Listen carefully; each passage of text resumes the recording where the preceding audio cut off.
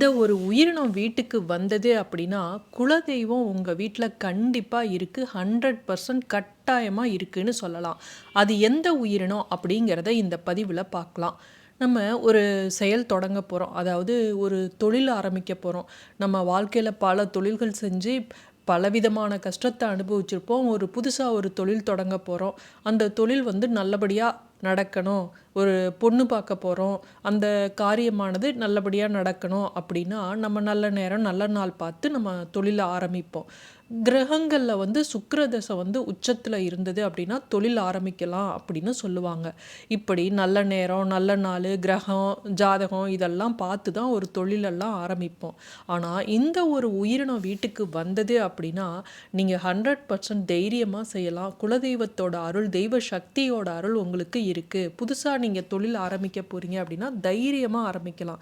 ஏன்னா, ஏற்கனவே எதுக்காக இந்த உயிரினம் வருது அப்படின்னா, உங்களுடைய குலதெய்வமானது உங்களுக்கு உணர்த்துது. நீ இதை செய்யி, உனக்கு நல்லபடியா நடக்கும் அப்படின்னு சொல்லி உணர்த்துது.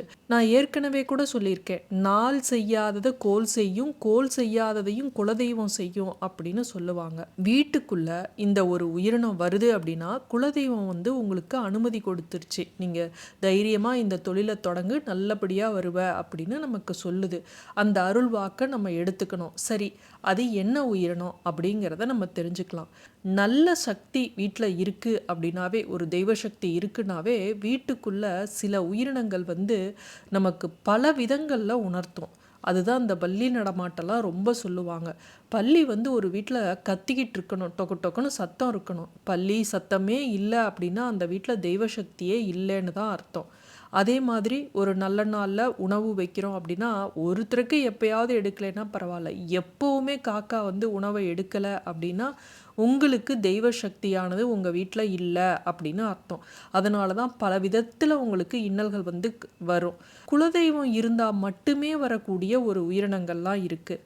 அது நமக்கு நல்ல அதிர்ஷ்டத்தையும் சந்தோஷத்தையும் வரப்போவதை காட்டும். குலதெய்வம் உங்கள் வீட்டுக்கு அனுப்பி வைக்கும். உனக்கு ஒரு அதிர்ஷ்டம் வரப்போகுது, அதை நல்லா பயன்படுத்திக்கோ அப்படின்னு சொல்லும்.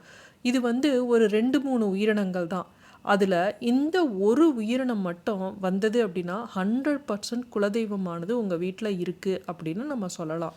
அது என்ன அப்படிங்கிறத பார்க்கலாம். வீட்டில் பார்த்தீங்கன்னா வரிசையாக கருப்பு எறும்புலேயே நிறைய வெரைட்டி இருக்கும். இதில் இந்த சுவாமி எறும்புன்னு சொல்லுவோம். அது அந்த காலத்துல இருந்தே நம்ம பிள்ளையார் எறும்பு, சுவாமி எறும்புன்னு சொல்லுவோம். சுவாமி எறும்பு வரிசையாக அப்படியே வருது அப்படின்னா, அது உங்கள் வீட்டில் நல்ல தெய்வ சக்தி இருக்குது, குலதெய்வத்தோட அனுகிரகம் உங்களுக்கு இருக்குது அப்படின்னு காட்டும். அதுவும் தலைவாசலில் இருந்து வீட்டுக்குள்ளே வர்ற மாதிரி இருக்குது அப்படின்னாலும் உங்களுக்கு குலதெய்வத்தோட அருள் உங்களுக்கு இருக்குது அப்படின்னு அர்த்தம். அடுத்தது கிளி போய் வருமா வீட்டுக்குள்ளன்னு நினைப்பீங்க. இதெல்லாம் அரிதாதான் வரும், எல்லாத்து வீட்டுக்கும் வராது. கிளியை கூண்டுக்குள்ள வச்சு அடைச்சி வச்சுட்டு குலதெய்வ சக்தி இருக்கான்னு கேட்டால் அதெல்லாம் கிடையாது. கிளி தானா வரணும். தானா உங்க வீட்டு மொட்டை மாடியில் உட்காந்தாலும் சரி, உங்க வீட்டுக்குள்ள வந்தாலும் சரி, இது எல்லோர் வீட்டிலையும் வராது. கிளி சில இடங்கள்ல தான் இருக்கும். அப்படி இருக்கக்கூடிய இடத்துல இந்த கிளியானது தானா உங்க வீட்டுக்கு வந்தது அப்படின்னா குலதெய்வத்தோட அருள் உங்களுக்கு இருக்கு அப்படின்னு அர்த்தம்.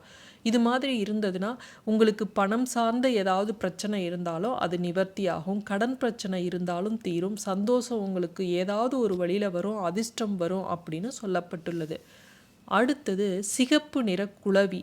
இந்த சிகப்பு நிற குளவி வீட்டில் எங்கேயாவது மாடி படிக்கட்டில் இல்லை எங்கேயாவது ஒரு இடத்துல மண்ணில் கூடு கட்டும் பாருங்கள். அது மாதிரி கட்டணும். வெறும் வீட்டுக்குள்ளே வந்துட்டு போகிறதெல்லாம் சொல்ல முடியாது.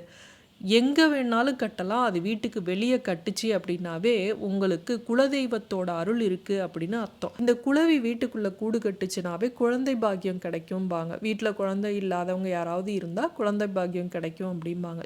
இதே போல தான் பசுமாடு வீதியில் போயிட்டுருக்கும். சில இடங்களில் கோவில் மாடெல்லாம் இருக்கும். அந்த கோவில் மாடெல்லாம் எதேச்சியாக உங்கள் வீட்டுக்குள்ளே வந்துருச்சு அப்படின்னாவே குலதெய்வத்தோட அருள், நல்ல தெய்வ சக்தியோட அருள் உங்கள் வீட்டில் இருக்குது அப்படின்னு தான் அர்த்தம். தெய்வ கடாட்சம் நிறைஞ்ச வீடு உங்கள் வீடு அப்படின்னு அர்த்தம். ஆமை வந்தது அப்படின்னா 100% உங்கள் வீட்டில் குலதெய்வத்தோட அருள் இருக்குன்னு அர்த்தம்.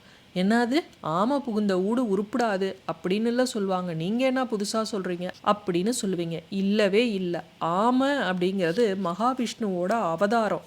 பார்த்துருப்பீங்க, கூர்ம அவதாரத்தில் ஆமை வடிவத்தில் மகாவிஷ்ணு இருப்பார். யாராவது உடம்பு சரியில்லாமல் உங்கள் வீட்டில் படுத்திருந்தாங்க அப்படின்னா இந்த ஆமை வந்தது அப்படின்னா வீட்டில் இருக்கிறவங்க உடம்பு வந்து தானாக சரியாயிடும்னு சொல்லுவாங்க. இதெல்லாம் வந்து ரேராக தான் யார் வீட்டுக்குள்ளேயாவது வரும். மீண்டும் அடுத்த காணொளியில் சந்திக்கும் வரை நன்றி, வணக்கம்.